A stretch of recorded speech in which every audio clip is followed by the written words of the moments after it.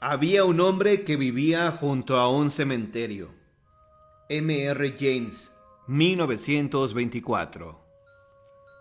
Como saben, este es el principio de la historia acerca de espíritus y duendes que Mamilio, el niño de la obra de Shakespeare, El cuento de invierno, les está contando a su madre la reina y a las damas de la corte cuando llega el rey con sus guardias y se la lleva prisionera.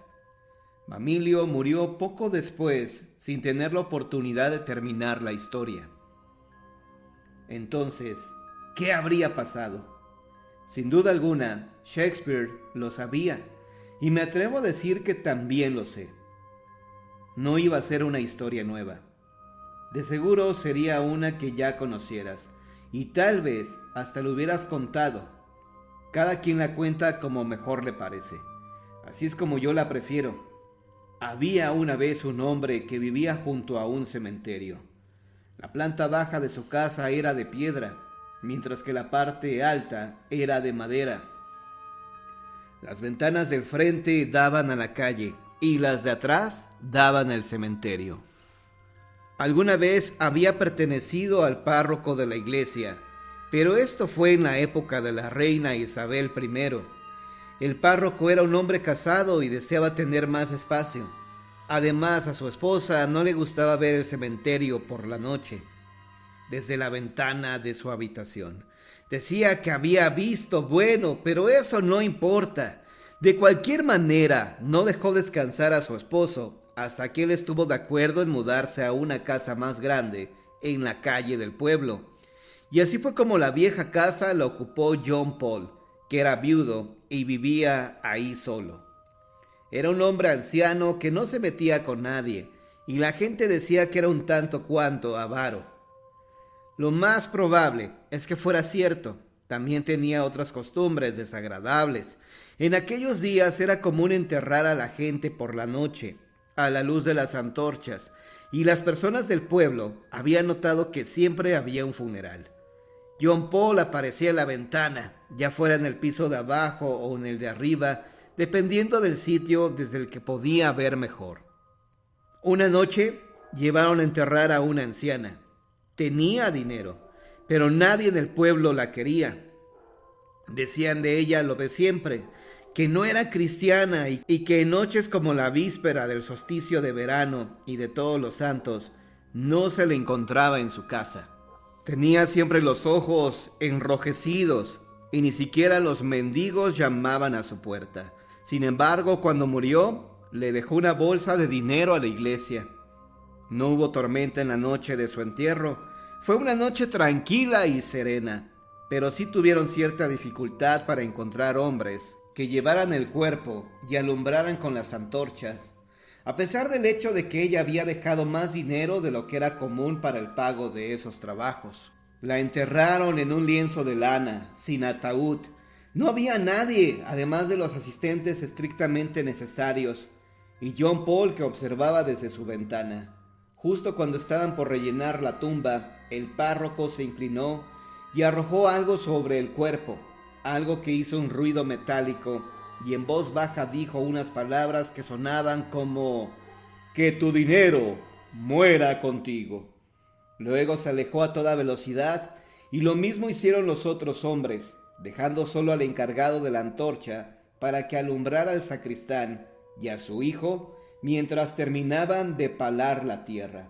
No hicieron muy buen trabajo, y al día siguiente, que era domingo, los parroquianos riñeron un poco al sacristán, diciéndole que era la tumba más mal hecha de todo el cementerio. Y así era. Cuando fue a verla él mismo, pensó que estaba peor de lo que la habían dejado. Mientras tanto, John Paul tenía un aspecto curioso. Parecía estar al mismo tiempo contento y nervioso. Más de una vez pasó la noche en la posada, que contrario a sus hábitos, era un sitio limpio, y aquellos que trababan conversación con él les insinuaba que había recibido un poco de dinero y que andaba buscando una casa un poco mejor. «Bueno, no me extraña», le dijo una noche el herrero. «A mí no me gustaría vivir donde vive usted. Me pasaría la noche imaginando cosas». El posadero le preguntó qué tipo de cosas. Bueno, tal vez a alguien subiendo por la ventana del dormitorio o algo así, respondió el herrero. No sé, la anciana Wilkins, a la que enterraron hace una semana, ¿no? Vamos, vamos, creo que debería ser usted más considerado con los sentimientos de las personas, respondió el posadero. No es algo agradable para el señor Paul lo que está diciendo, ¿cierto? Al señor Paul no le molesta, aseguró el herrero. Ya ha vivido ahí bastante tiempo. Yo solo digo que no sería el lugar que yo escogería para vivir, con el ruido de la campana y la luz de las antorchas cuando hay un entierro y todas esas tumbas ahí, tan silenciosas cuando no hay nadie. Solo que dicen que se ven luces. ¿Nunca ha visto las luces, señor Paul? No, nunca he visto luces, respondió de mala manera el señor Paul. Pidió otro trago y se fue a casa tarde. Esa noche, cuando estaba en su cama, en el piso superior comenzó a oírse el gemido del viento alrededor de la casa, y Paul ya no pudo dormir. Se levantó y atravesó la habitación hasta la pequeña alacena en la pared. Sacó algo que tintineó y lo colocó en el bolsillo de su camisón de dormir. Luego se dirigió a la ventana y miró hacia el cementerio. ¿Alguna vez han visto uno de esos viejos adornos de las iglesias con la forma de una persona envuelta en un sudario, como abultado en la cabeza de una manera curiosa? Algo así fue lo que John Paul vio sobresalir de la tierra en un punto del cementerio. Él conocía muy bien este lugar. Corrió a su cama, se acostó y se quedó muy quieto. A poco escuchó leves arañazos en la batiente de la ventana. Con aterrorizada renuencia, John Paul volvió la mirada en esa dirección y ahí estaba.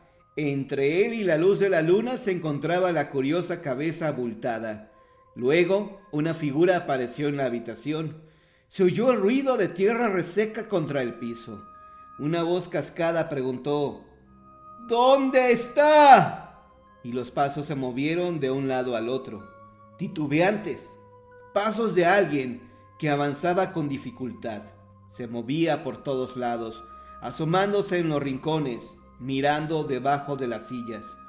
Finalmente se oyó que tiraba de las puertas de la alacena en la pared para abrirlas. Oyeron largas uñas arañar las alacenas vacías. La silueta giró y se detuvo un instante al lado de la cama. Levantó los brazos y exclamó con un grito ronco: ¡Tú lo tienes! En ese momento, Su Alteza Real, el príncipe Mamilio, que seguramente contó la historia de una manera mucho más breve, se lanzó con un fuerte grito sobre la más joven de las damas de la corte presentes, que respondió con un grito igualmente agudo. De inmediato Su Majestad, la reina Hermiona, lo sujetó y, tratando de no reír, lo sacudió y lo reprendió severamente. Muy molesto y con ciertos deseos de llorar, estaba a punto de ser enviado a la cama, pero gracias a la intercesión de su víctima, que se había recuperado del susto, por fin se le permitió permanecer hasta la hora en la que normalmente se retiraba. Para entonces, también él se había recuperado lo suficiente para declarar, al momento de dar las buenas noches a los ahí reunidos, que conocía otro cuento mucho más tenebroso que aquel, y que se lo contaría en la primera oportunidad que tuviera. Los frailes. Cuando los españoles arribaron a tierras indígenas, se apropiaron de todo lo que se encontraban a su paso: plumas preciosas, joyas, granos, animales y hasta mujeres. Algunas se resistían a los abusos, sin embargo, otras aceptaban los ofrecimientos hechos por los conquistadores y de buena gana se convertían en sus amantes, en sus guías y en sus llaves para adentrarse en la cultura azteca. Una de las mujeres se olvidó por completo de sus tradiciones. Fue cegada por un fraile español, quien rápidamente la hizo su mujer, y se olvidó de evangelizar a los indios. Los ancianos, sabios de la tribu, vieron con malos ojos la relación de la pareja, por lo que advirtieron a la mujer: Huitzilopochtli odia a los hombres blancos y barbados, castigará a todo aquel que se atreva a traicionar a nuestra raza. La indígena hizo caso omiso de las creencias de los viejos y continuó los amoríos con el conquistador. Una vez más, los sabios intentaron persuadirla de abandonar el mal camino que había tomado y le recordaron: Xochiquetzal no quiere que nuestra sangre se mezcle con la de los españoles que tan crueles han sido con nosotros. Debes saber que enfermará a nuestros hermanos profanos. Sin embargo, la indígena y el sacerdote continuaban viviendo en el pecado, por lo que encolerizados los ancianos buscaron a la mujer para decirle: Chiahuatzimitl trata de apoderarse de ti para llevarte a su morada oscura, para brillar con el esplendor de Quetzalcóatl y Ometzutli, pues está indignado de tus pecados. Ha dicho que te convertirá en piedra, así como a tu seductor, si insistes en llevar una vida marital con ese sacerdote. Sigue nuestros consejos si quieres que nuestros dioses te amparen. Incrédula de las amenazas, continuó aquel concubinato. Semanas después, de la noche a la mañana, la pareja se empobreció notablemente. No tenían ya ninguna pertenencia. La sentencia se había cumplido. Fueron arrebatados de su morada y transportados a un sitio inaccesible que nadie conocía. Ahí misteriosamente fueron sacrificados. Según dicen, los pecadores se arrepintieron demasiado tarde, pues aunque oraron fervientemente para alcanzar el perdón, la mano implacable de los dioses descargó su ira sobre aquellos desdichados. Es por ello que desde entonces se pueden apreciar dos peñas, ubicadas al sur de Zacatlán de las Manzanas, cuyo aspecto caprichoso simula una pareja de seres humanos de rodillas que elevan al Dios Supremo una plegaria de arrepentimiento y así implorar la gracia divina.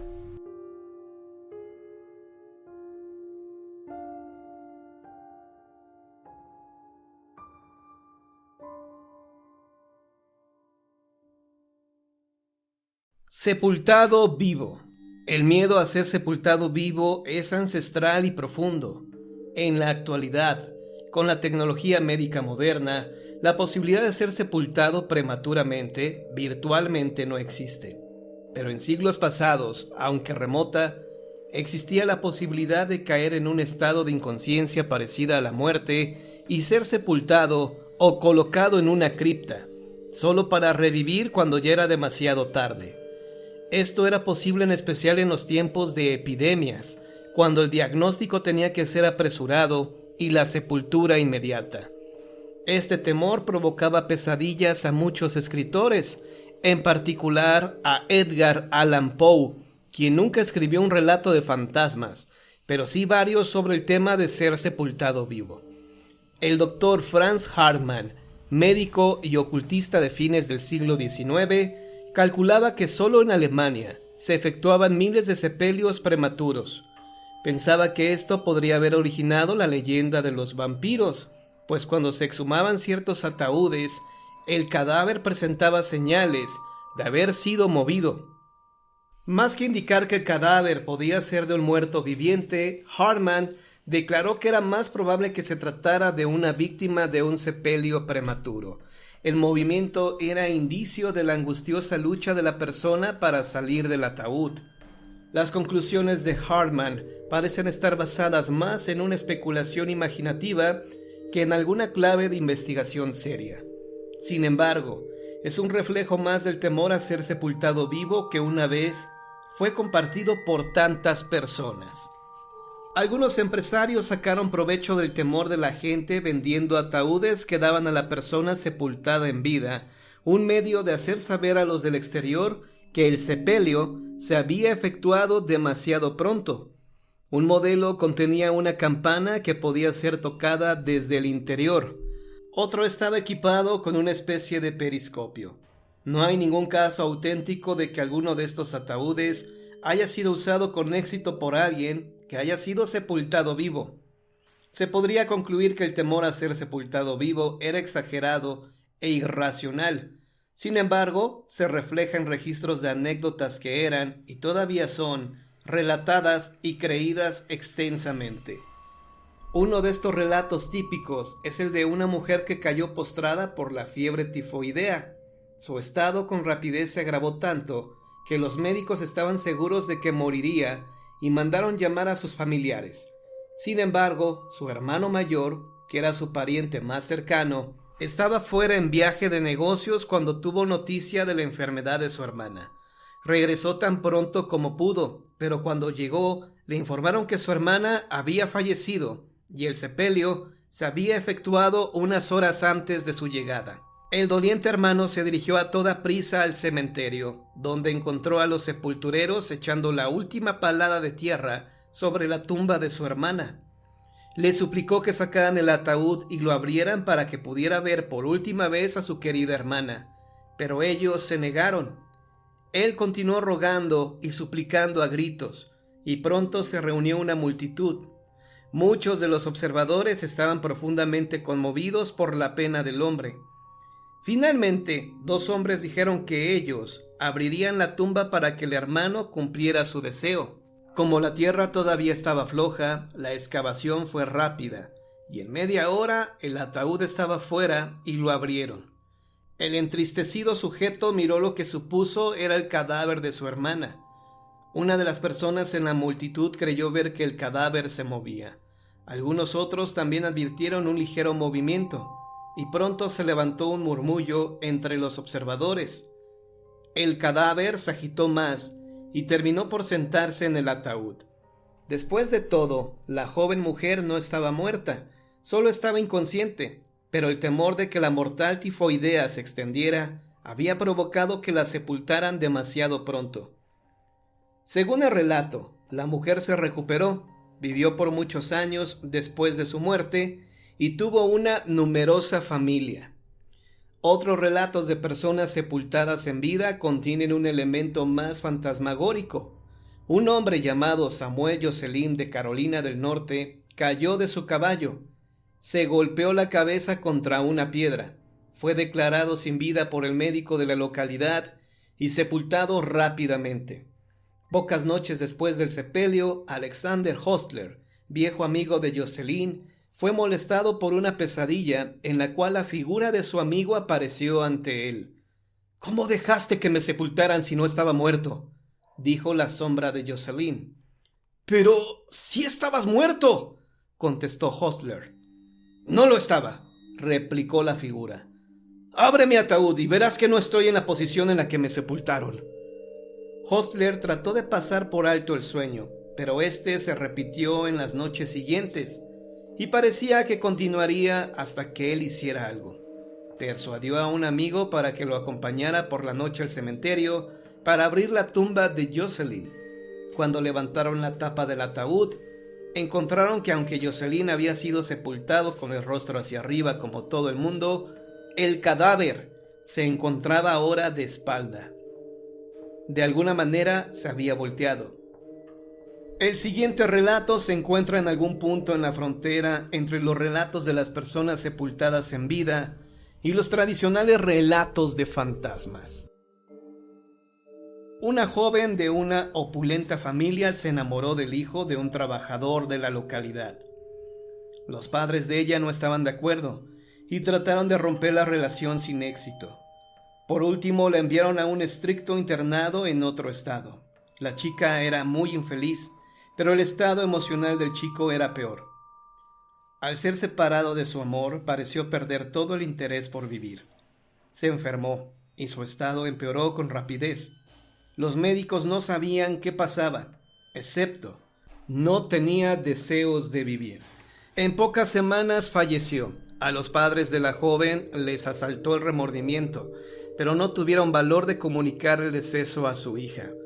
Pocos días después del funeral, la chica regresaba a su dormitorio cuando vio uno de los coches de la familia en terrenos de la escuela y con sorpresa advirtió que detrás del volante se encontraba su enamorado. Se alegró de verlo, pero se alarmó porque parecía muy pálido y enfermo. «Oh, Dios mío, ¿qué pasa?», preguntó. «¿Qué ha sucedido?».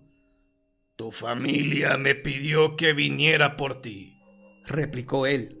«No sé por qué». Sin molestarse en pedir permiso o siquiera avisar a las autoridades de la escuela que se iba, se subió al coche. Durante el largo retorno el chico casi no habló, y la joven se preocupó. Alargó la mano y le tocó la frente. Estaba fría y húmeda. «¿Estás enfermo?», preguntó ella. Estoy bien. Debes tener frío. Toma mi bufanda. Con cuidado colocó su bufanda de lana alrededor del cuello del chico. Cuando el coche se detuvo frente a la casa, ella se apresuró al interior. Sus padres se sorprendieron, se impactaron, sería más exacto al verla. Se alarmaron todavía más cuando les dijo por qué había ido y quién la había llevado. Entonces el padre le informó que el chico había fallecido, pero ella se negó a creerle. Si él estaba muerto, ¿quién la había traído a casa? Cuando salieron, el coche estaba ahí. El motor estaba todavía caliente, pero no había señales del chofer. La chica y sus padres fueron a la casa del joven, y sus padres con pena confirmaron el deceso. Pero cuando escucharon el relato de lo sucedido, se alarmaron y también se asustaron. Decidieron que lo único que podían hacer era abrir la tumba, lo cual llevaron a cabo al día siguiente. El cuerpo del joven estaba en el ataúd, como esperaban, pero alrededor de su cuello estaba la bufanda de lana de la chica.